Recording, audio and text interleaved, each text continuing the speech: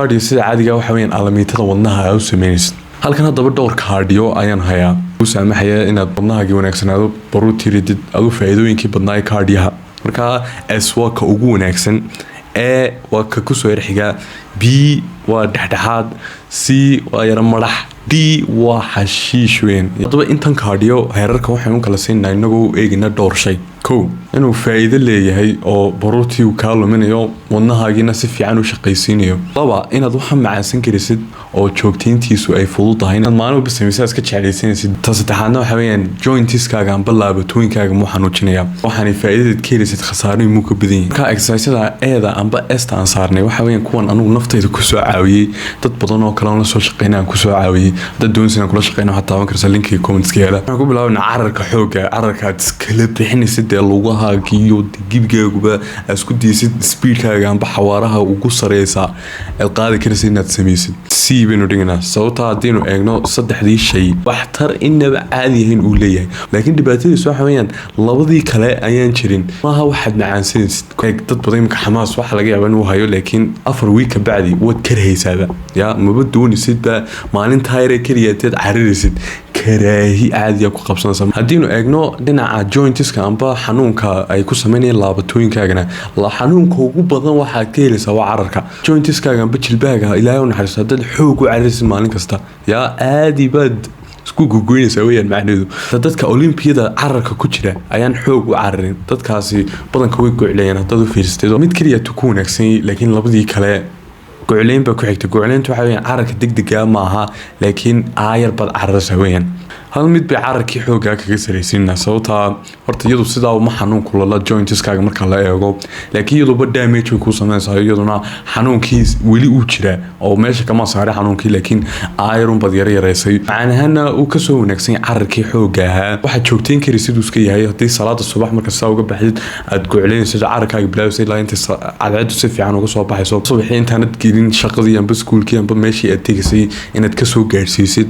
intaas way ku joogtayn karaysaa markaa baynu saaranaa s ma saarayno sababtoo ah boodboodka amba goclayntaasi weli jointiskaaga way xun tahay oo wax xagga dambe kaaga daba imanaya uu noqon karaya wiigii 2 jeer amba 3 jeer ugu badnaan inaad ka dhigtid baa labada la yar qaatin haddaba xadhiga boodkeenu imanaa isagana baynu dhiganaa haddii baruuridka aynu eegno baruuridka xoog uma wanaagsana dacamka la hadlo kuma gaadhiyo kuwan kale cararkii xoogga ahaa iyo cararkii kale labada midna ma gaadhiyo laakiin isagu mid buu kaga wanaagsan labadoodaas cid walbaaba haddii xadhig loo dhiibo way garanaysaa amba way iska jeclaan lahayd inuu barto sida xadhiga bood loo sameeyo oo waxaad iska yar malaysan karsid inaad joogtayn karsid oo maalin walba aad samayn karsid 10 minute jointiskaagana xoog uguma wanaagsana sababta awood boodboodaysayo jilbihii weli uma wanaagsana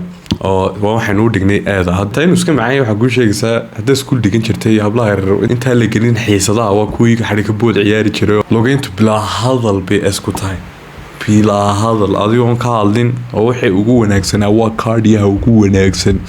aad samayn karaysa lugayntu sababtaan kuu sheegay saddexdiiba si fiican bay u saxaysaa haddii noqoto waxtar ahaan wadnahaaga aad iyo aad bay ugu wanaagsantahay oo maalintii 10 kun oo tallaabo dad qaadaysid waa waxa ugu wanaagsan ee dhakhaatiirtu dadka kula taliyaanba inaad lugaysid maalintii 10 kun oo tallaabo aad qaadid at least ugu yaraan intaasun sameyn ay koodhanayaan macnaheedna way wanaagsantahay sababta intaasoo qofood gelinaysiba kaa soo horbaxa karaya intaasoo geed baad arki karaysaa shimbirihii baad maqlaysaa imika wala laga yaaba inay maamaan yar iyo madax ay kula tahay garanaysaa laakiin markaad tijaabsid oo diira joogtaysid 2 week 3 week bil adigu aad joogtaynaysid aad arkaysaa faa'iidooyinka imka anigu aan ka hadlay imka laga yaaba inaad fahmin laakiin waad fahmi doontaa haddii aad tijaabisid qof walba joogtay hadad weydiisidna lugayntu way sida waa macaan buska ka oranaya wax allaale waxaan dareemo maaha noloshaydiis kaga jirta haddiinu eegno jilbahaaga naxariistii ugu waalisaneed baa u sameynaysa sababtaa ma goclaynaysid ma boodboodaysid hayar haddaad lugaynaysid oo lugayntaadu caadis ka tahay amba dhexdhexaad aad u lugaynaysid kolba saad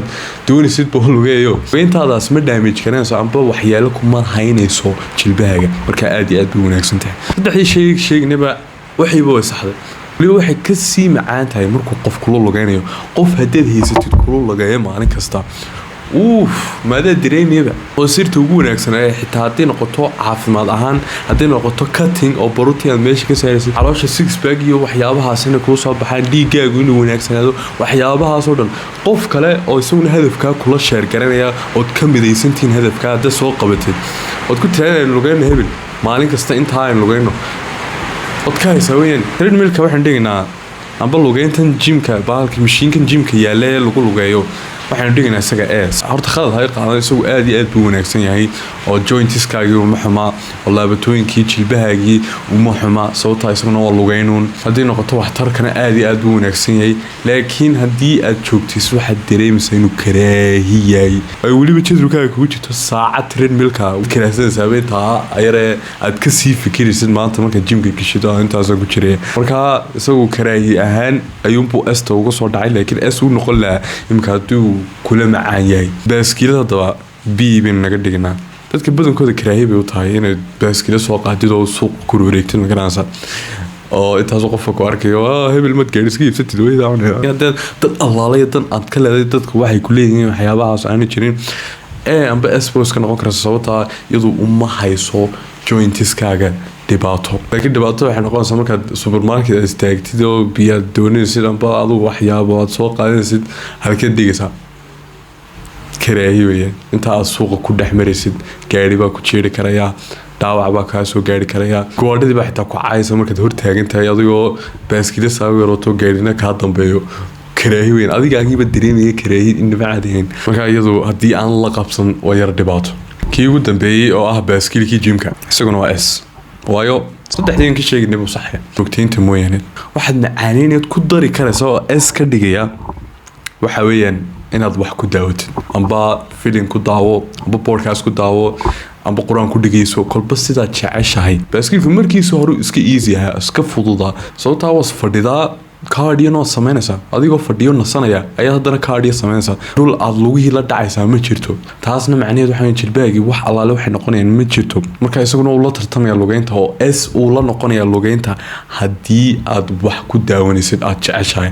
esta waxaanu dhignay waxii ugu macaanaa ugu waxtar badnaa ugu waxyeelada yaraana marka fiidyada noocan horta haddii kuwan heerarka la kala siinayo oo kaardiyooyinka amba cuntooyinka amba adugu qaybo badan boohan ka samayn doonaa haddii ay waxtar leeyihiin commentska iga sheega haddii ay wanaagsan yihiin amba wax ay ku tareen